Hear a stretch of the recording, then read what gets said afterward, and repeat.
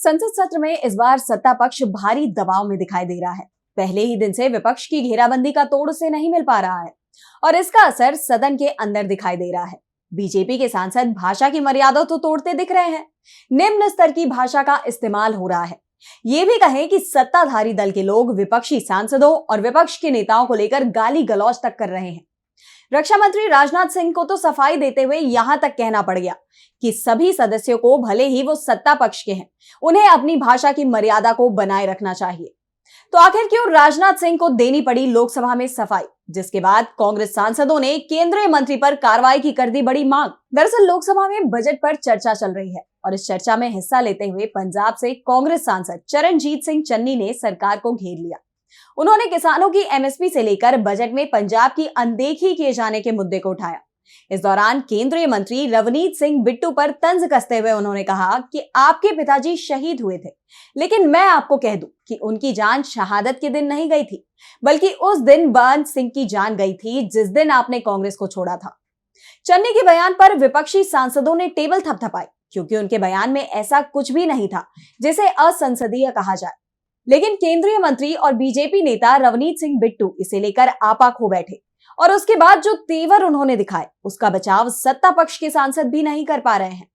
तू तड़ाक और बेहद अमर्यादित तरीके से एक केंद्रीय मंत्री ने विपक्ष के सांसद, जो सीएम भी रह चुका है, उस पर हमला कर दिया। बिट्टू ने कांग्रेस सांसद की तरफ उंगली दिखाते हुए कहा कि ये चन्नी मेरे दादाजी सरकार बेअंत सिंह ने देश के लिए जान दी, कांग्रेस के लिए नहीं दी, और ये इस चन्नी की, ये गरीबी की बात कर रहे हैं। अगर पंजाब से सबसे अमीर आदमी ये ना हो, सबसे करप्ट ना हो, तो मैं अपना नाम बदल दूंगा। हजारों करोड़ का मालिक ये चरणजीत चन्नी है। केंद्रीय मंत्री दावा कर रहे हैं कि चरणजीत सिंह चन्नी सबसे भ्रष्ट नेता है। ऐसे में सवाल उनसे ही पूछे जा रहे हैं कि फिर आपकी ईडी क्या कर रही है? छोटे छोटे मामलों में विपक्ष के नेताओं पर छापे मारने वाली ईडी चन्नी के खिलाफ कोई एक्शन क्यों नहीं ले रही?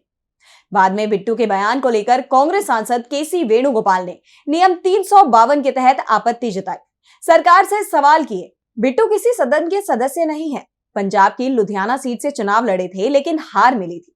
इसके बावजूद नरेंद्र मोदी ने उन्हें अपने सरकार में मंत्री बना दिया और मंत्री की हैसियत से ही वो संसद की कार्यवाही में शामिल हो रहे हैं। लेकिन उन्होंने जो बयान दिया, उससे बीजेपी ही मुसीबत में दिखाई दे रही है। रक्षा मंत्री राजनाथ सिंह को सफाई देनी पड़ी है। उन्होंने सदन में शांति बनाए रखने की अपील की, जिससे सदन की कार्यवाही चल सके, बजट पर चर्चा हो सके। उन्होंने विपक्ष के नेताओं से आग्रह करते हुए कहा कि दोनों तरफ के बयान देख ले, किसी ने असंसदीय कुछ कहा है तो उसे कार्यवाही से बाहर कर देना चाहिए।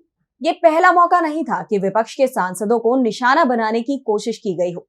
इससे एक दिन पहले पश्चिम बंगाल की तामलुक लोकसभा सीट से बीजेपी सांसद अभिजीत गंगोपाध्याय के एक बयान को लेकर हंगामा मच गया था। पार्टी नेता ही अपने सांसद का बचाव नहीं कर पा रहे थे। दरअसल गंगोपाध्याय जब अपनी बात रख रहे थे, गौरव गोगोई ने बीच में कुछ बोला और इस बात पर गंगोपाध्याय भड़क उठे।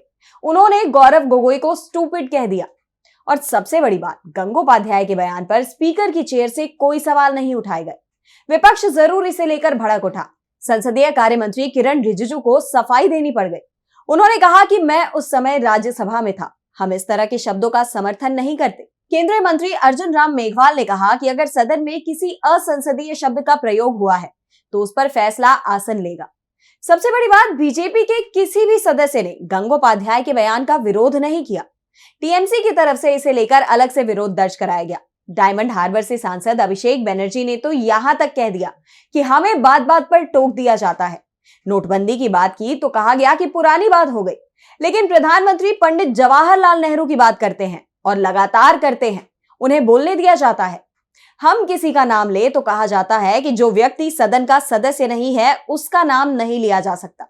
लेकिन सत्ता पक्ष के लोग पश्चिम बंगाल की सीएम ममता बनर्जी का नाम खुलकर लेते हैं, उन पर तमाम आरोप लगाए जाते हैं। ममता बनर्जी भी सदन की सदस्य नहीं है, लेकिन उन्हें नहीं टोका जाता।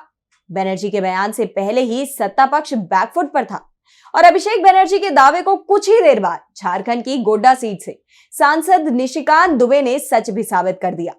उन्होंने बंगाल में सांप्रदायिक तनाव के पीछे इंडिया गठबंधन की राज्य सरकार को जिम्मेदार ठहराते हुए पश्चिम बंगाल की सीएम ममता बनर्जी पर भी कई आरोप लगा दिए। वैसे अभिषेक बनर्जी की तीखी प्रतिक्रिया का इतना असर जरूर हुआ कि जब निशिकांत ने ममता का नाम लिया तो लोकसभा स्पीकर ने उन्हें टोक दिया। संसद में इस बार बीजेपी सांसदों की बौखलाहट से हर कोई हैरान है, क्योंकि अभी तो बजट पर ही चर्चा चल रही है। विपक्ष की तरफ से वो मुद्दे उठाए ही नहीं गए हैं जिस पर मोदी सरकार को मुश्किल में फंसना है। किसान अग्निवीर के मुद्दे पर विपक्ष की तरफ से बहस कराए जाने की मांग पहले से ही की जा रही है। बजट पर चर्चा के बाद ये मुद्दे संसद में उठेंगे, ये तय है। लेकिन उससे पहले बीजेपी सांसद जिस तरह से आपा खोते हुए दिखाई दे रहे हैं, उससे ये साफ दिख रहा है कि संसद में विपक्ष को रोकने के लिए सत्ता पक्ष की तरफ से हंगामा खड़ा करने की तैयारी हो रही है। कोशिश है कि जिस तरह से मोदी सरकार के दूसरे कार्यकाल में हंगामे के बीच में विधेयकों को पेश कर पास कराने की परंपरा डाली गई थी, वो एनडीए सरकार में भी बरकरार रखी जाए। किसी भी बिल पर चर्चा कराने से पहले ही हंगामा खड़ा कर दिया जाए और उसी में बिल पास करा लिया जाए। दरअसल इस बार बीजेपी के लिए लोकसभा और राज्यसभा दोनों ही जगह मुश्किल भरे हालात हैं। लोकसभा में तो दूसरे दलों के सहारे बीजेपी किसी तरह से बहुमत के पार दिखाई दे रही है, लेकिन राज्यसभा में तो समर्थकों के साथ भी वो बहुमत से दूर है। अकेला इंडिया गठबंधन ही एनडीए पर भारी दिखाई दे रहा है और इसका दबाव बीजेपी और मोदी सरकार पर साफ साफ दिखाई दे रहा है। ऐसे में विपक्ष की तरफ से सवाल उठ रहे हैं कि केंद्रीय मंत्री रवनीत सिंह बिट्टू हो या फिर बीजेपी सांसद अभिजीत सिंह गंगोपाध्याय, क्या उनके खिलाफ कार्रवाई भी की जाएगी? आसन की तरफ से उन्हें चेतावनी भी दी जाएगी? फिलहाल एक बात तो साफ दिखाई दे रही है कि इस बार के बजट सत्र में सरकार की कोशिश बजट पास कराने की है।